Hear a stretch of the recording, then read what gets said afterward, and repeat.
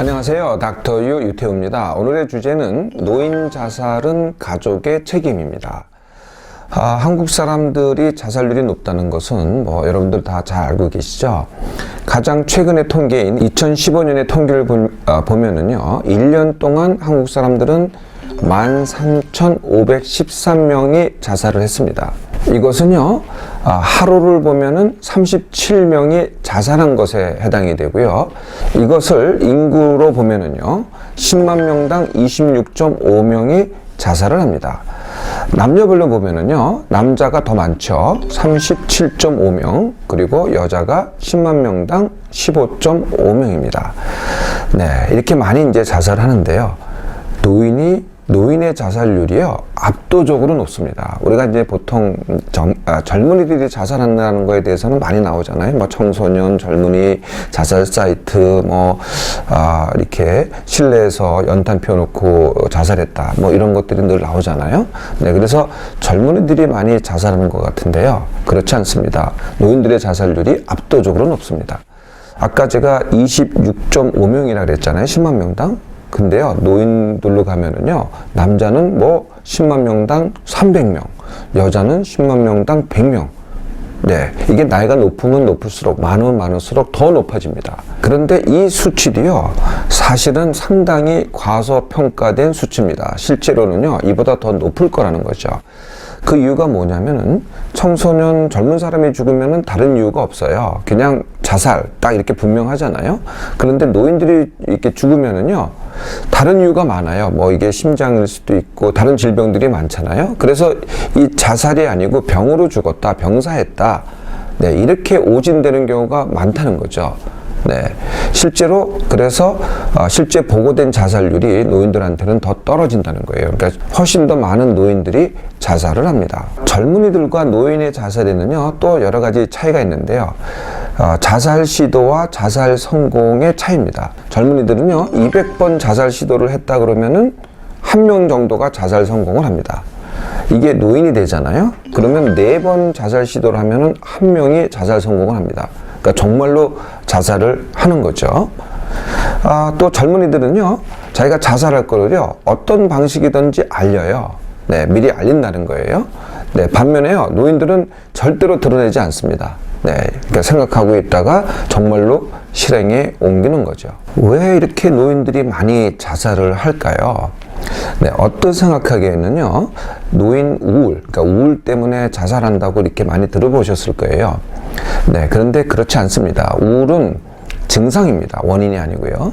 네, 그래서 우울을 치료한다고 자살을 예방할 수가 없다는 거죠. 진짜 이유는요, 그게 아니고요. 노인들이 갖고 있는 질병, 또 그에 따른 고통, 그리고 체력 저하입니다. 네, 이렇게 질병과 고통 속에 있으니까 뭘 못해요? 즐거운 일은 하나도 못해요. 내가 일을 한다든지, 놀러 간다든지, 친구를 만난다든지, 모임을 한다든지, 이런 거 못합니다. 내가 뭘 배우고 싶다? 이런 것도 잘 못해요. 아프니까요. 그리고 주로 하는 일이 뭐예요? 네, 괴로운 일만 합니다. 병원 다니기, 주사 맞기, 약 먹기, 다 괴롭잖아요? 네, 그래도 병이 고쳐져요? 질병이 나아져요? 안 낫습니다. 그러니까 질병과 고통은 지속이 되는 거죠. 네, 이게 이제 첫 번째 원인입니다. 두 번째 원인이 혼자 사는 겁니다. 네, 그래도 같이 살고 위로해주고 이렇게 챙겨주고 그러면 좀 낫습니다. 혼자 살 때가 이게 굉장히 심각해지는데요. 이 혼자 사는 게가 첫 번째가 뭐냐면은 가족으로부터 혼자 사는 겁니다. 자녀나 친구, 자녀나 형제들이 다 있어요. 그럼에도 불구하고 나는 혼자 사는 거거든요. 그 이유가 뭐냐면은요, 네, 이 자녀들과 멀어지는 이유는 세대차, 갈등, 네, 그래서 다 있긴 있는데 아들, 딸 또는 손주하고가 점점 대화가 줄어들고 나중에는 거의 다 단절되시피 사는 거죠. 네, 이제 이게 굉장히 중요하고요.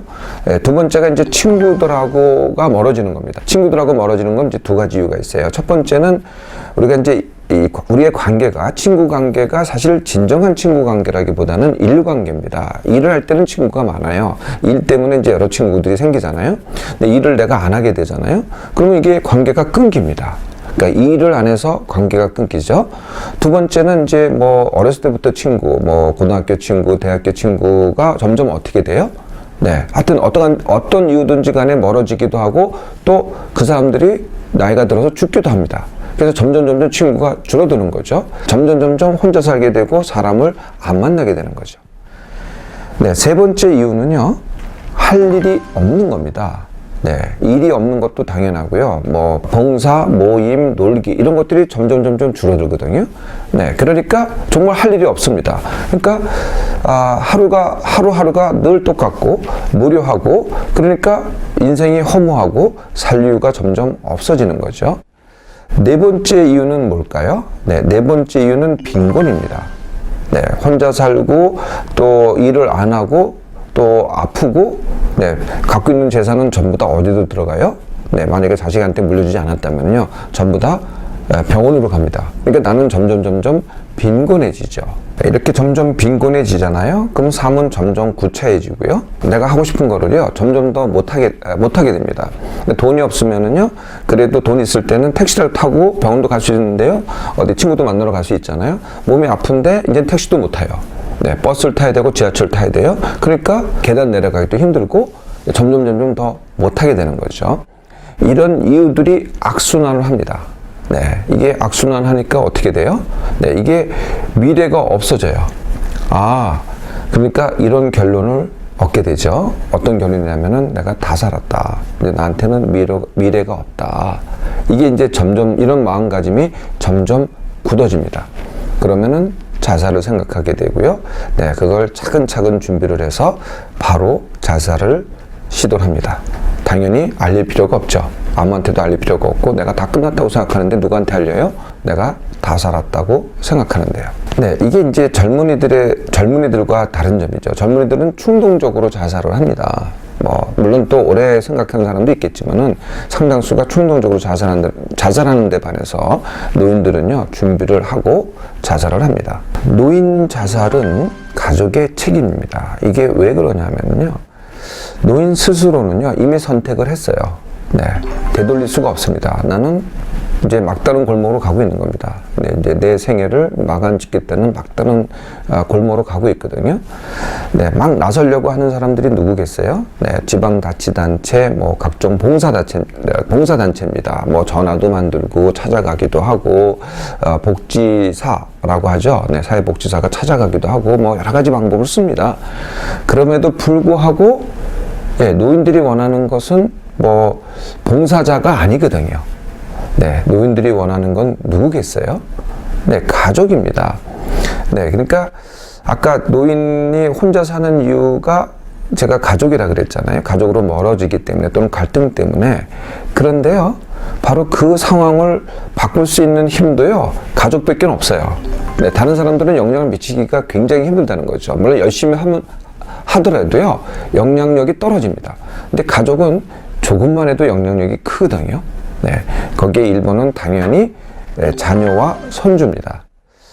만약에 자녀와 손주가 없다면 형제도 됩니다. 네, 친척도 됩니다. 근데 1차적으로는 자녀와 손주들이죠. 그래서 노인 자살은요, 부모 자살 예방하기가 됩니다. 그냥 일반적인 노인이 아니고요, 내 부모 자살 예방하기죠. 네, 내 부모 자살을 내가 예방하는 겁니다. 네, 그것을 하려면요, 첫 번째는요, 되게 이제 소원해지고 멀어졌다 그랬잖아요. 그게 부모님 이유도 있거든요. 네, 부모님이 나한테 어떤 이유든 섭섭하게 했어요. 또는 나를 원망을 해요. 또는 내가 싫어할 이유를 부모가 갖고 있어요. 뭐 이런 것들이 있잖아요. 이 순간 이후로는 그거를 잊어버리세요. 네, 이제 그건 끝났어요. 두 번째, 과거에는요, 부모님이 훨씬 많이 갖고 있었죠. 네, 그거 갖고 있다는 건 뭐냐면은, 뭐 일을 한다든지, 재산을 갖고 있다든지, 건강을 갖고 있다든지, 뭐 친구가 많다든지, 가족이 있다든지, 이게 다 부모가 갖고 있었던 거 아니에요? 지금은요, 내가 훨씬 더 많이 갖고 있습니다. 네, 부모님은 거의 다 안 갖고 있다는 거죠. 이게 이제 내가 받아들여야 될 두 번째 사실입니다. 세 번째는요, 내가 이미요, 남을 돕고 있어요. 네, 누굴 돕고 있어요? 나보다 안 가진 사람, 나보다 약자를 내가 안타까워하죠. 네, 그리고 도와주고 싶어요. 그래서 실제로 도와줍니다. 그래서 도와줍니다. 그러면은 나는 이제 내가 선행을 베풀었다고 위안을 받잖아요. 네, 그런데 이거 아세요? 내가 도와준 그 사람은요, 사실은 나하고 아무 관계가 없는 사람입니다. 자, 나하고 아무 관계가 없는 사람을 내가 도와줍니다. 내가 선행을 베풉니다. 그런데요, 방금 말씀드렸잖아요. 내가 지금 이 선행을 베푼 사람보다도 이 사람이 안 갖고 약자라고 했잖아요. 근데 어느덧이요, 내 부모가요, 더 안 갖고 더 약자입니다. 네, 그러니까 누굴 도와줘야 되겠어요? 하물며 이 사람들은 내가 생명부지의 사람들이에요. 내 부모는 나를 낳아준 분들이거든요. 아무리 내가 싫고 원망스럽고 뭐 그렇다고 하더라도요. 여기까지 받아들이시면은 나머지는 쉽습니다. 이미 내가 모르는 남한테 베푸는 선행을요, 내 부모한테 하시라는 거예요. 뭐 그게 그렇게 어려운 게 아니라는 거죠. 네, 간단합니다. 전화하기, 네, 찾아뵙기, 만나기. 네, 뭘 하셔도 돼요. 이 정도만 하셔도 충분합니다. 네, 그래도 내가 너무 지나치다, 그러면 안 하셔도 돼요. 이 정도만 하셔도 충분하다는 거죠. 네, 우리가 이제 부모 사랑을 내리사랑이라고 하잖아요.